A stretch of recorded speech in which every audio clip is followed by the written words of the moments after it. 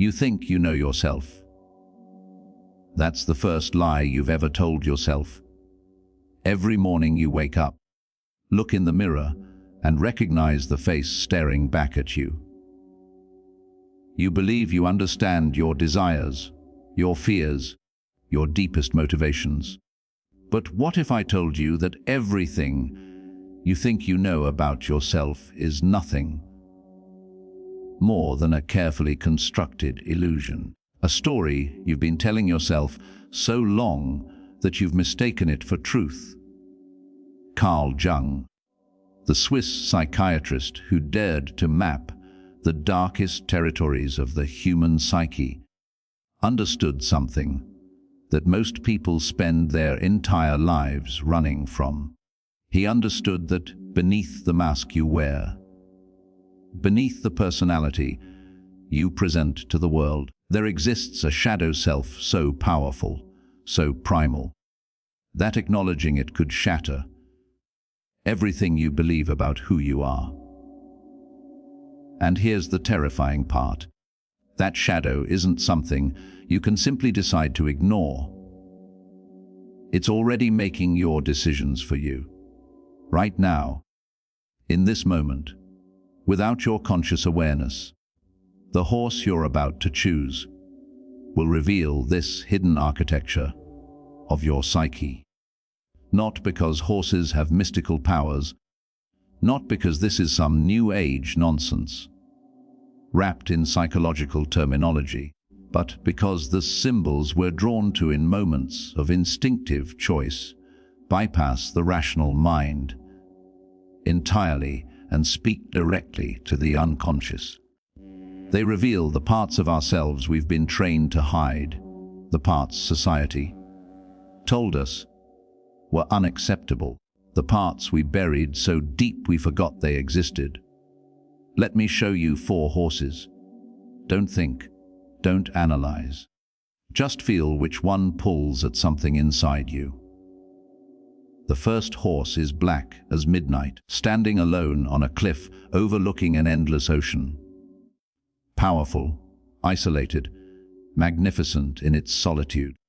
The second horse is white, running through a field with other horses, part of a herd, moving in perfect synchronization with the group.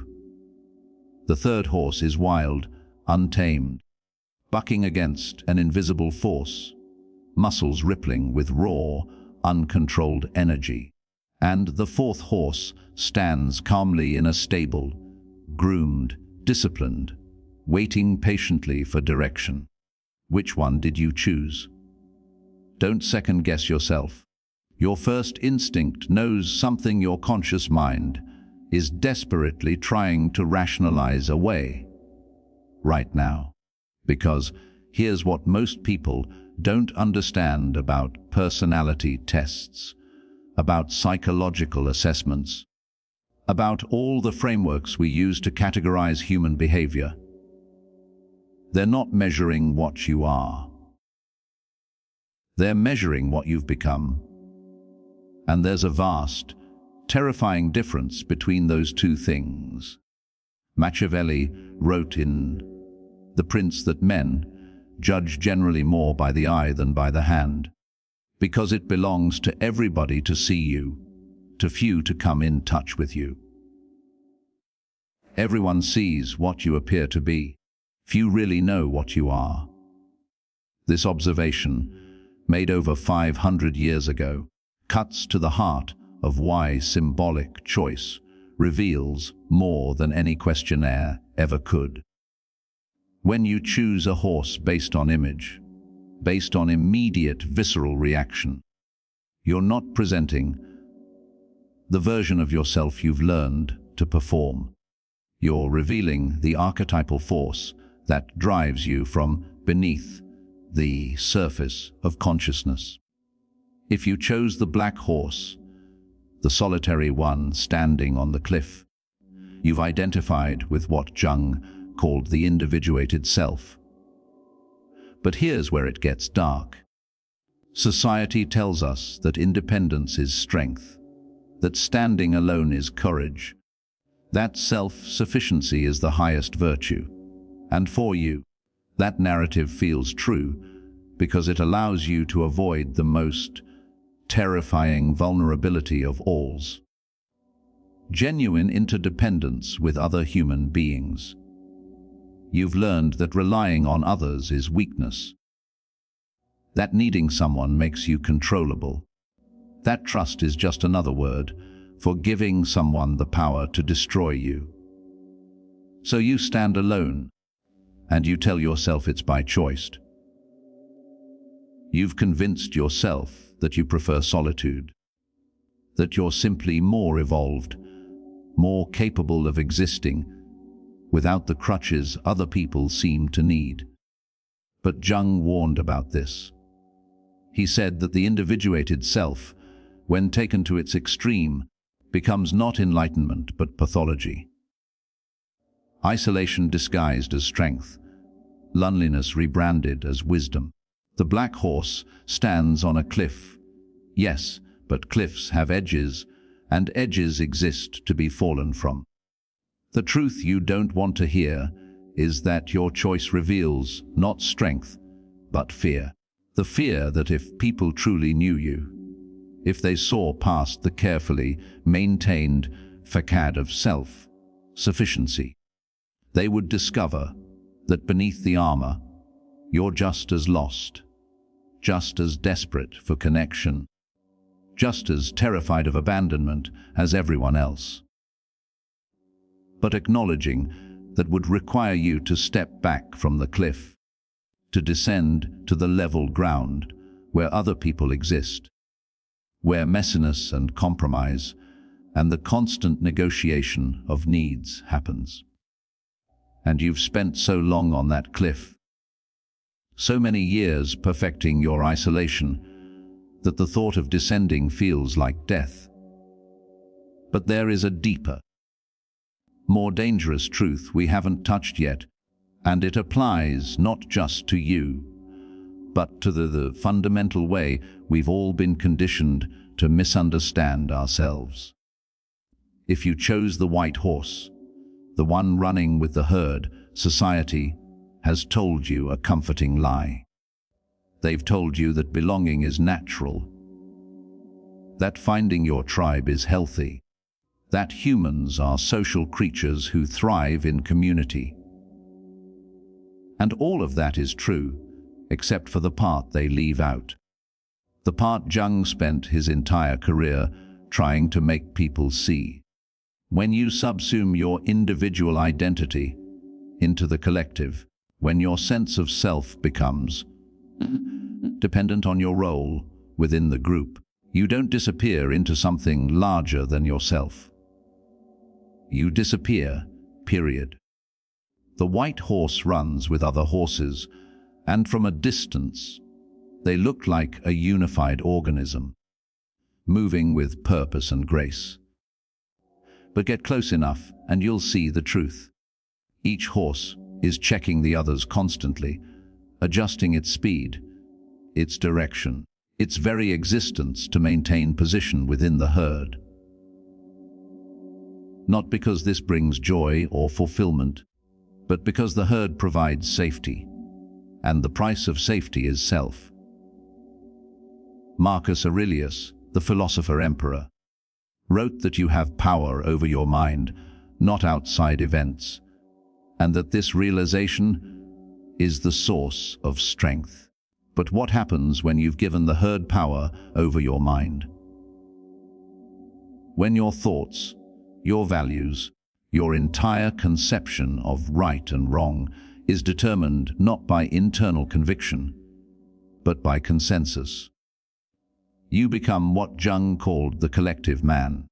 You speak in the language of we and os. But if someone asked you to articulate what you believe independent of your group, you'd find yourself stuttering, grasping for words that belong to you and you alone.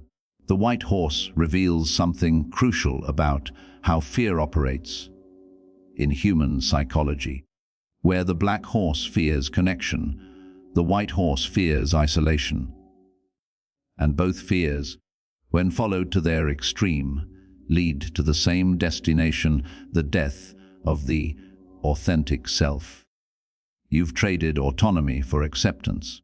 You've surrendered the terrifying responsibility of thinking for yourself in exchange for the comfort of knowing exactly where you stand, exactly what you're supposed to believe, exactly how you're supposed to behave.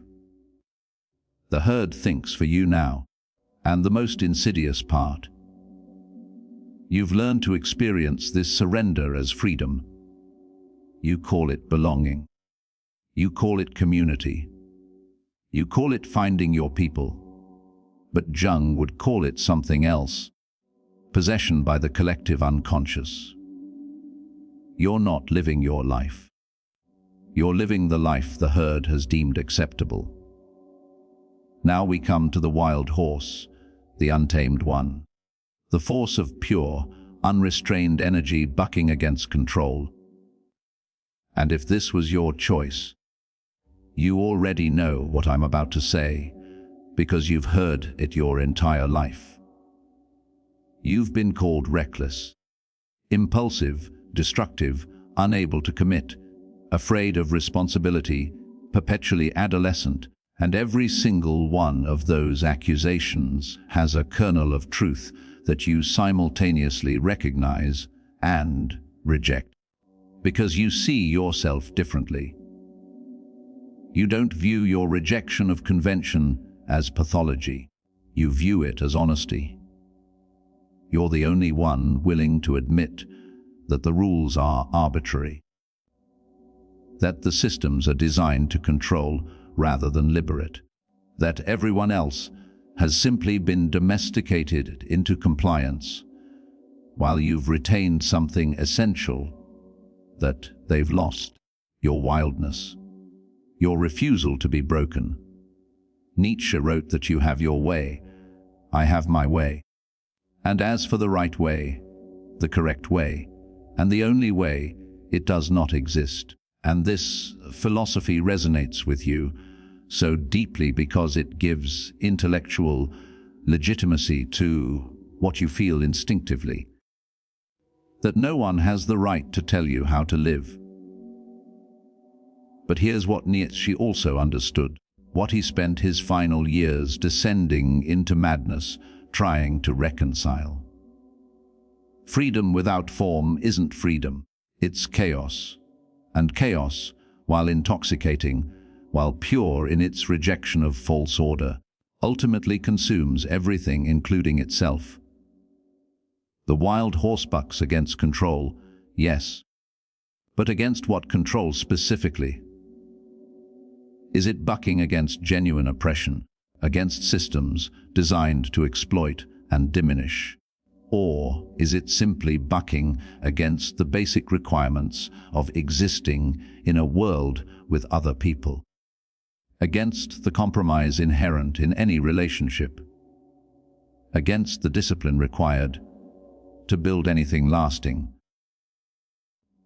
You tell yourself you're rejecting conformity, but what if you're actually rejecting growth? What if your wildness isn't freedom, but another form of prison? One where you're forever reacting against external pressure rather than acting from internal purpose. Jung believed that true individuation required integrating the shadow, not being consumed by it. The wild horse represents pure shadow energy, untempered, unintegrated. First, magnificent in its power, but ultimately destructive, because power without direction destroys indiscriminately. It destroys enemies and allies. It destroys obstacles and opportunities. It destroys everything because destruction is all it knows. And here's the question you need to ask yourself: what are you really bucking against? Is it the saddle and bridle of societal expectation? Or is it the possibility that somewhere beneath all that wild energy, you're just as afraid as everyone else? afraid that if you stopped moving long enough to actually build something, to commit to something, to let yourself be vulnerable to something, you might discover that your wildness wasn't strength at all. It was just another way of running. But there is a deeper, more dangerous truth we haven't touched yet, one that will make you question not just your choice, but the very nature of choice itself. The fourth horse stands in a stable, groomed, disciplined, waiting. And if this was your choice, you've already begun constructing the rationalization.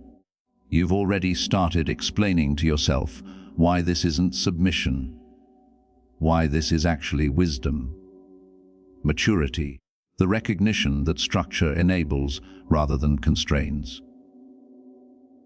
And you're not entirely wrong. The Stoics understood this. Epictetus, who spent his early life as a slave, wrote that freedom isn't the absence of constraint, but the acceptance of what lies within our control and the release of what doesn't. The stable horse appears to have accepted its station, accepted its role, accepted the boundaries that define its existence. But acceptance and resignation are not the same thing. And this is where your choice reveals something you may not want to see. You've learned to call your cage a home. You've learned to love your chains. Not because the chains themselves are good, not because the stable provides genuine fulfillment, but because the alternative, the vast, terrifying openness of possibility, requires a courage you're not sure you possess. So you stay. You tell yourself you're being responsible. You tell yourself you're being realistic. You tell yourself that people who chase dreams and reject security are naive, childish, unprepared for the harsh realities of existence. And again, there's truth in this.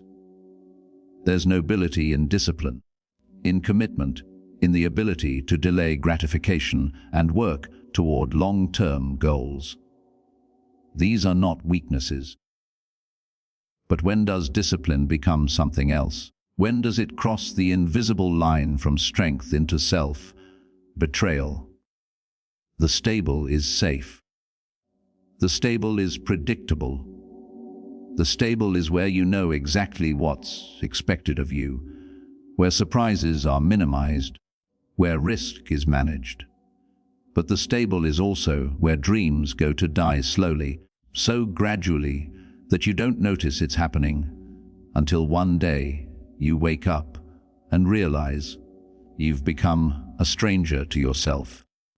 You've optimized for survival rather than living. You've prioritized security over meaning. And the most heartbreaking part is that you've convinced yourself this was the mature choice, the evolved choice, the choice that separates responsible adults from reckless dreamers. Jung would say you've identified entirely with your persona, the social mask you present to the world, and lost touch with the self beneath. The stable horse waiting for direction isn't waiting for direction at all. It's waiting for permission. Permission to want something different. Permission to feel something true. Permission to acknowledge that the life you're living might be safe and might be respectable and might be exactly what everyone told you to pursue. But it's not yours. It belongs to the stable. It belongs to the system that benefits from your compliance. It belongs to everyone except you. And yet leaving requires confronting the most terrifying question any human can ask. If I'm not who I've been pretending to be, who am I? If I step outside the stable, if I remove the bridle of expectation and the saddle of duty, what remains? The answer might be nothing. And that possibility, that you might discover there's no authentic self beneath the roles you've been playing, is so terrifying that staying in the stable, continuing the performance, feels like the only viable option. But here's what you need to understand, what Jung spent decades trying to communicate through his work, through his own confrontation with his unconscious, through his descent into what he called his creative illness. The nothing you fear isn't emptiness.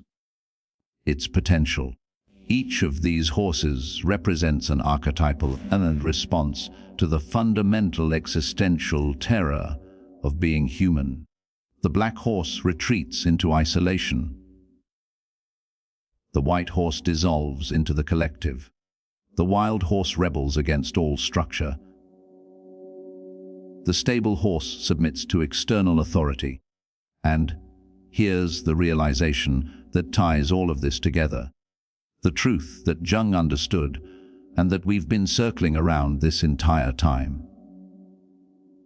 None of these choices is correct. None of these horses represents the integrated self.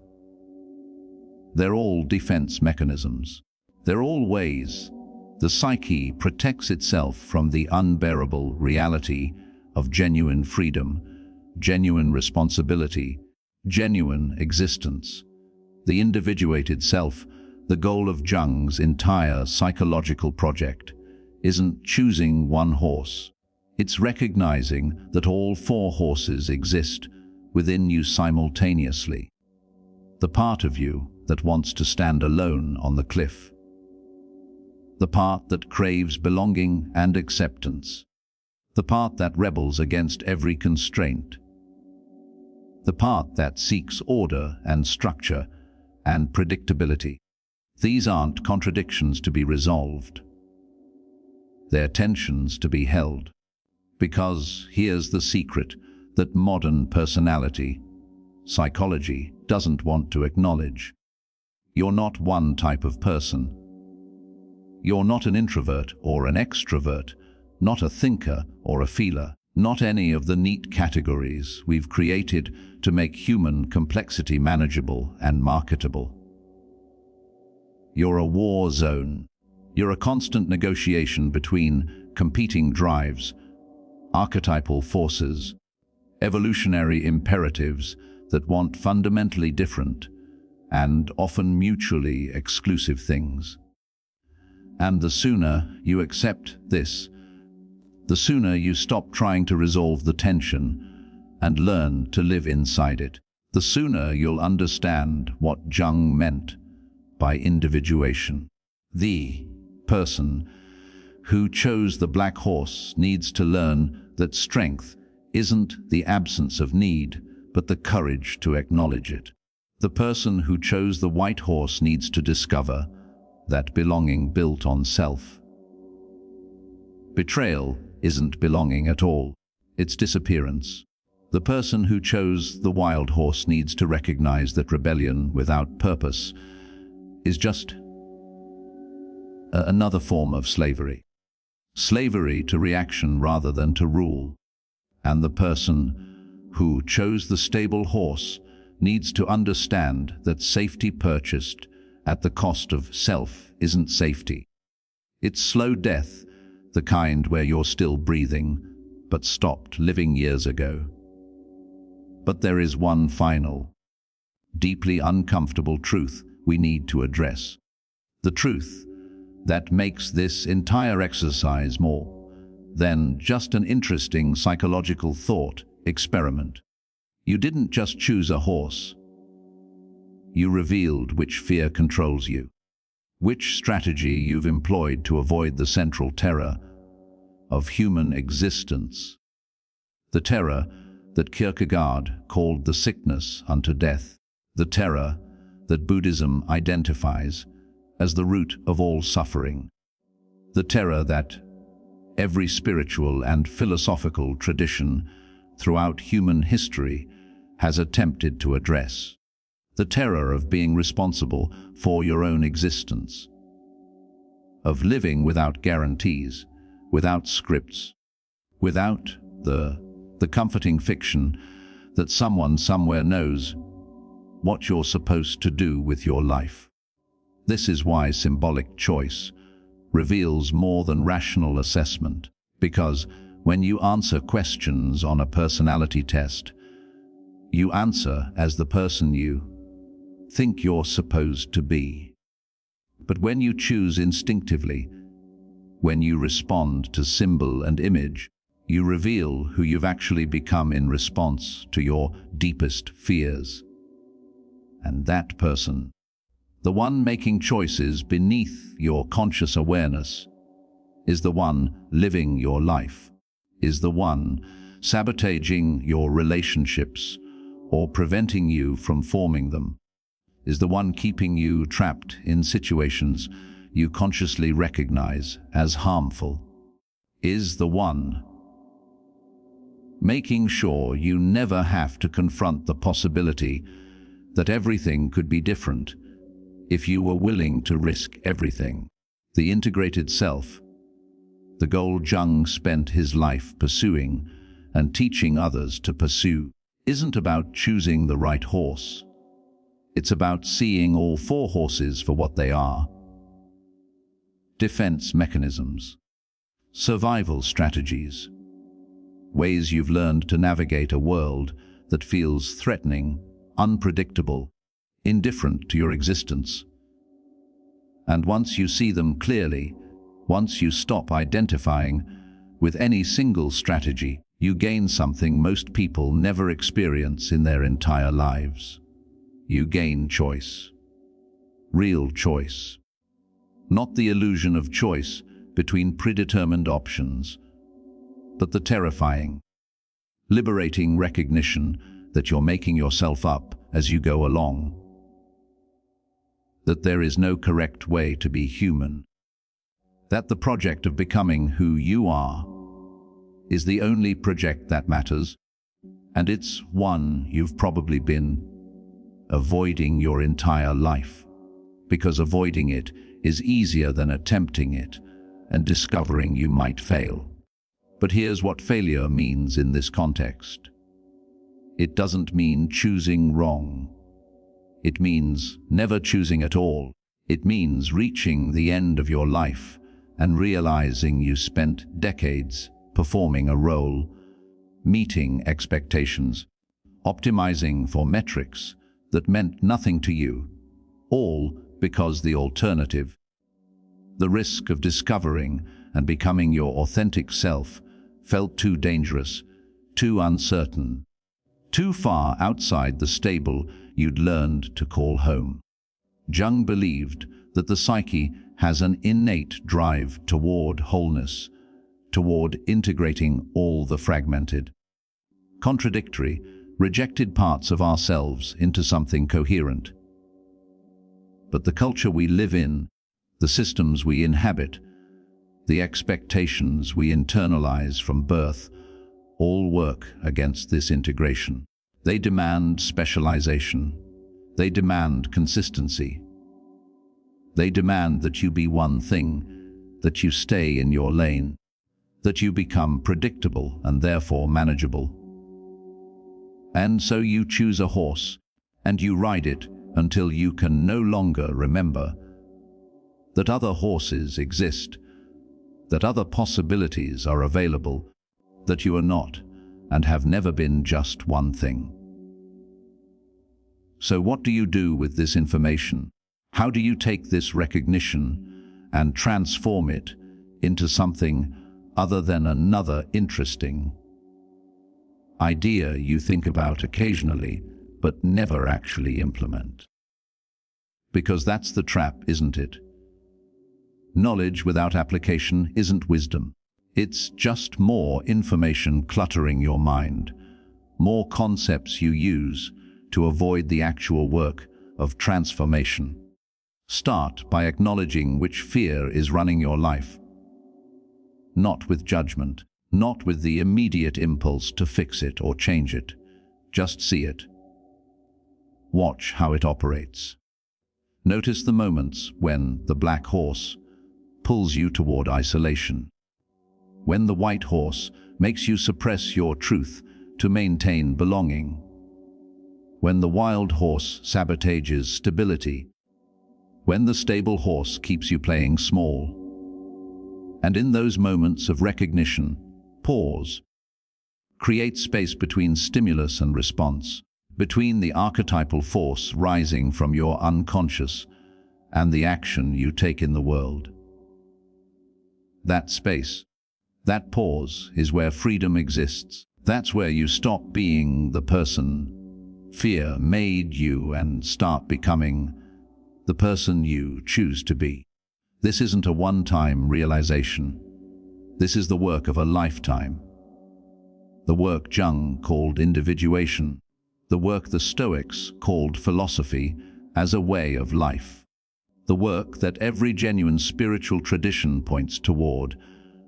When you strip away the dogma and cultural specificity, the work of becoming conscious, of taking responsibility not just for your actions, but for the unconscious forces driving those actions, of integrating shadow rather than projecting it, of holding tension rather than resolving it prematurely, of living with uncertainty rather than seeking false certainty in any of the strategies the horses represent.